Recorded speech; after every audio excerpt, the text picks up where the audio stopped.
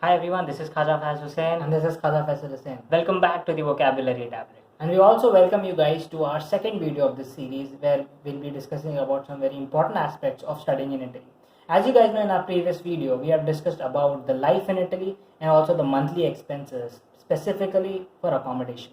For an accommodation, the range of expense will go from 150 euros to around 250 euros. Now, the inclusion and exclusion of bills completely depend on the type of accommodation a person chooses. So, along with this, for groceries, it will cost from around 50 euros to 60 euros on an average for a person. So, if you guys want to know about this in detail, then you guys can go to our previous video, and for this, the link is given in the description box. And if this is a tedious process, then you can, of course, click right here. Well, before moving on, I would like to tell you all that this video in particular will comprise of multiple sections, but you don't have to worry. The description box below has timelines of all the sections. You can skip a particular section and go to a particular section by just clicking on that timeline, and you'll be directed to that section. So, moving on, we'll talk about the admission process. Well, the admission process is quite conventional. You can go to the university website. It has all the information regarding your application process. You'll have to fill an application form and attach a set of documents. Now, these documents are nothing but your letter of recommendations, your statement of purpose, your CV, and also your undergraduation related documents like your degree certificate and the transcripts.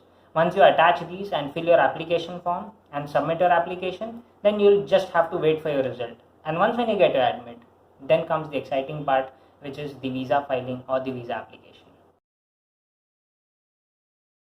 For the visa interview, you'll require a set of documents. I'll quickly go through the list of documents that are required, and later we'll individually discuss about the documents. So the list goes as follows. First and foremost, your visa appointment.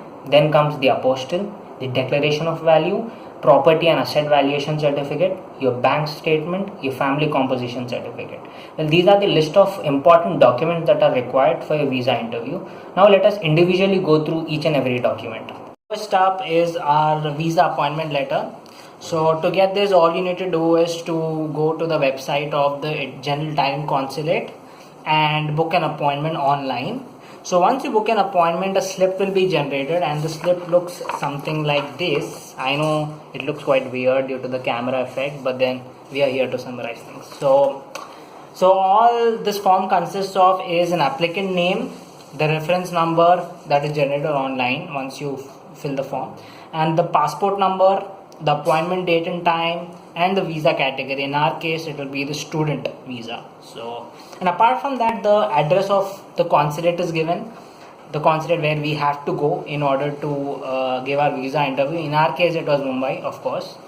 And apart from that, the application date, the application center, and so on. And also, very important thing, the documents required for the visa interview. A list is given here very clearly, so we need to make sure that we carry all these documents before we go to the visa interview.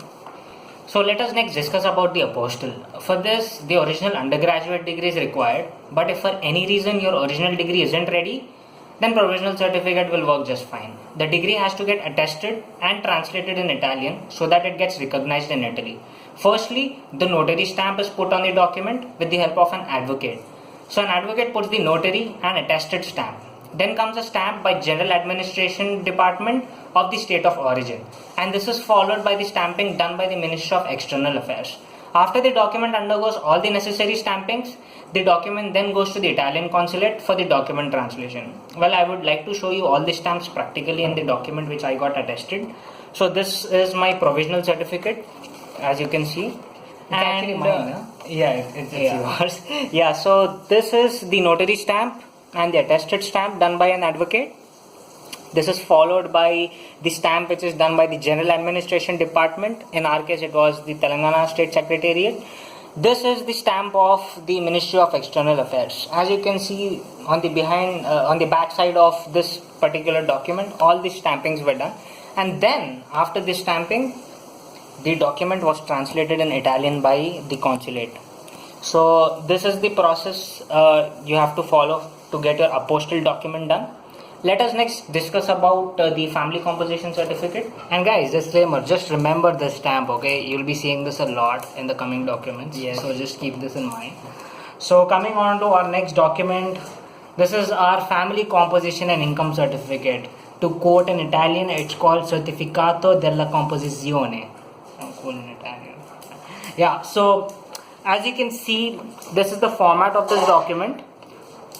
Okay, so there's a table drawn, and this table comprises of the family members of your family, their date of births, and their relationships with each other, and their occupation, and also the income they earn. Okay, so this is the details which will be available in this certificate. Now, if you want a more detailed information about this document, you can of course browse online. But to summarize it, it just comprises of the entire family information. But after you've prepared this document, you need to also get it done. The translation must be done in Italian, okay? So don't forget that every document you prepare must be translated, because Italians understand Italian, not English, okay? And I also like to tell you guys that you have to get these stamps done behind the document. Of course, I asked you guys to remember the stamp. This is the same stamp that was done by the Ministry of External Affairs, okay? There's the notary stamp, of course. So these two stamps are must. This stamp is done by our translator, so any translator will give you the stamp. So yeah, this is it for this document. So next up is the declaration of value, which is also called as the dichiarazione di valore in Italian. So I know Italian too. Okay. So this is this particular document, as you all can see. This particular document actually certifies that your undergraduate degree is legit, and there is no sort of forgery and fakeness involved in your document. So this is done once the original degree is all stamped and all translated. Yeah, the first one, the apostille what we are talking about, and then later it is certified that our degree, whatever we have done the apostille of, is legit, it's genuine. So the next document which we would like to discuss is the property and the property valuation certificate, or we can also call it as the asset evaluation certificate. Well, this particular certificate certifies that the student is financially stable, and he or she has the stability, the financial stability and the ability to bear the educational and living expenses for pursuing masters. So it's like you're not stranded there in Italy without any penny. Yeah, and without you have enough funds, you have enough financial stability to make sure that you're independent. Yes. And you can pursue the 2 years master's degree there, if in any case your scholarship fails. So this bank, the asset evaluation can be done by a CA. Any CA a chartered accountant will help you out in this issue. So anyone just reach out to them, and they will guide you perfectly.